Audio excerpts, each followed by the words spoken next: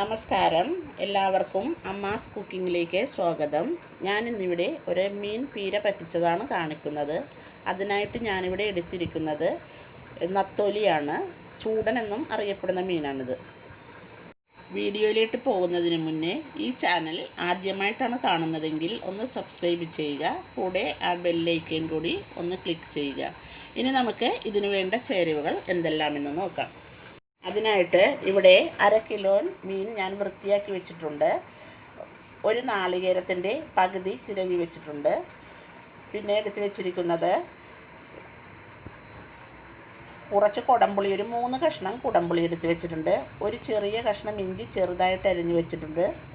ഒരു 5 ചുള ചുവന്നുള്ളി കട്ട് ചെയ്ത് വെച്ചിട്ടുണ്ട്. കുറച്ച് വേപ്പില എടുത്ത് വെച്ചിട്ടുണ്ട്. പച്ചമുളക്, മഞ്ഞൾപ്പൊടി, ഉപ്പ്, വെളിച്ചെണ്ണ ആവശ്യത്തിന്. ഇത്രയും സാധനങ്ങളാണ് ഞാനിവിടെ ഇതിനായിട്ട് എടുത്തു വെച്ചിരിക്കുന്നത്. ഇനി നമുക്കിത് തയ്യാറാക്കാൻ തുടങ്ങാം. അതിനായിട്ട് ഒരു മിക്സിയുടെ ജാറെടുത്ത് അതിനകത്തോട്ട് നമ്മൾ എടുത്തു വെച്ചിരിക്കുന്ന തേങ്ങ മുഴുവൻ ഇട്ട് കൊടുക്കുക. അതിനുശേഷം പുളി ഒഴികെയുള്ള സാധനങ്ങളെല്ലാം ഇതിനകത്തോട്ട് ഇട്ട് കൊടുക്കാം. ആദ്യമായിട്ട് ചുവന്നുള്ളി ഇട്ട് കൊടുക്കുക. അതിനുശേഷം ഇഞ്ചി ഇടുക. അങ്ങനെ ഓരോന്നായി ഇട്ട് കൊടുക്കുക. ഇവിടെ പച്ചമുളകാണ് ഞാൻ എടുത്തിരിക്കുന്നത്. കാന്താരി മുളകാണ് ഇതിന് കൂടുതൽ നല്ലത്. എനിക്ക് കാന്താരി മുളക് ഇല്ലാത്തത് കൊണ്ടാണ് ഞാൻ പച്ചമുളക് എടുത്തിരിക്കുന്നത്. കൂടെ കുറച്ച് കറിവേപ്പിലയും കൂടി ചേർത്ത് ഉപ്പും മഞ്ഞളും കൂടി ചേർത്ത് മിക്സിയിൽ ഒന്ന് നമുക്ക് ചതച്ചെടുക്കാം. ഒട്ടും വെള്ളം തന്നെ അതിൻ്റെ കൂടെ ചേർക്കേണ്ട ആവശ്യമില്ല. ഇതുപോലെ നന്നായിട്ടെല്ലാം ഞാൻ ചതച്ചെടുത്തിട്ടുണ്ട്. ഇനി നമുക്ക് ഒരു ചുവട് കട്ടിയുള്ള പാത്രം എടുത്ത് അതിനകത്ത് ആദ്യമായിട്ട് മീൻ ഇട്ട് കൊടുക്കാം. പിന്നെ ആവശ്യത്തിന് നമ്മൾ എടുത്ത് വെച്ചിരിക്കുന്ന കുടംപുളി ഇട്ട് കൊടുക്കാം. ഞാൻ 3 കഷ്ണം കുടംപുളിയാണ് എടുത്തിരിക്കുന്നത്. നമ്മൾ അരച്ച് വെച്ച അരപ്പ് കൂടി, അതായത് ചതച്ച് വെച്ച അരപ്പ് കൂടി ഇതിനകത്തോട്ട് ഇട്ട് കൊടുക്കാം. സ്വല്പം വെള്ളം മാത്രം, ഒരു 1/2 ഗ്ലാസ് വെള്ളം മാത്രം മതി ഇതിന്. എന്നിട്ട് പതിയെ ഒന്ന് ഇളക്കി കൊടുക്കുക.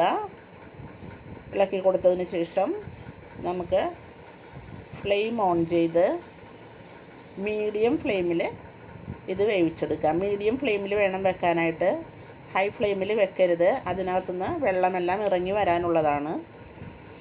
എന്നിട്ട് നന്നായിട്ട് ഒന്ന് ഇളക്കി കൊടുക്കുക. പൊടിയാതെ സൂക്ഷിക്കുക. നന്നായിട്ട് ഇളക്കി കൊടുക്കുക. മൂടി വെച്ച് വേവിക്കുക. എന്നിട്ട് ചൂട് ചോറിനോടൊപ്പം നല്ലൊരു കറിയാണിത്. ഇതുപോലെ തന്നെ നമുക്ക് ചെറിയ മത്തിയും ചെറിയ സ്രാവും ഇതുപോലെയൊക്കെ ചെയ്തെടുക്കാം. ചെറിയ സ്രാവൊന്ന് കട്ട് ചെയ്തിട്ട് ഇങ്ങനെ ചെയ്താൽ ഏറ്റവും രുചിയാണ് അത് കഴിക്കാനായിട്ട്. ചോറിനോടൊപ്പം ഒരു നല്ല കറി തന്നെയാണിത്. ഇപ്പോൾ ഇത് ഏകദേശം റെഡി ആയിട്ടുണ്ട്. ഫ്ലെയിം ഓഫ് ചെയ്തതിന് ശേഷം കറിവേപ്പിലയും വെളിച്ചെണ്ണയും ഒഴിച്ച് നമുക്ക് ഈ കറി സെർവിങ് ഡിഷിലോട്ട് മാറ്റാം. നമ്മൾ അവസാനം കറിയിലോട്ട് വെളിച്ചെണ്ണ ഒഴിച്ചു കൊടുക്കുമ്പോൾ അതൊരു പ്രത്യേക രുചിയാണ്. അതാണ് അങ്ങനെ ചേർക്കുന്നത്. നിങ്ങൾക്ക് ഈ റെസിപ്പി ഇഷ്ടമായെങ്കിൽ ട്രൈ ചെയ്ത് നോക്കുക. ഫ്രണ്ട്സായിട്ട് ഷെയർ ചെയ്യുക. ലൈക്കും കമൻറ്റും ചെയ്യുക. സബ്സ്ക്രൈബ് ചെയ്യുക. കൂടെ ആ ബെല്ലൈക്കൺ കൂടി ഒന്ന് ക്ലിക്ക് ചെയ്യുക. എല്ലാവർക്കും നന്ദി.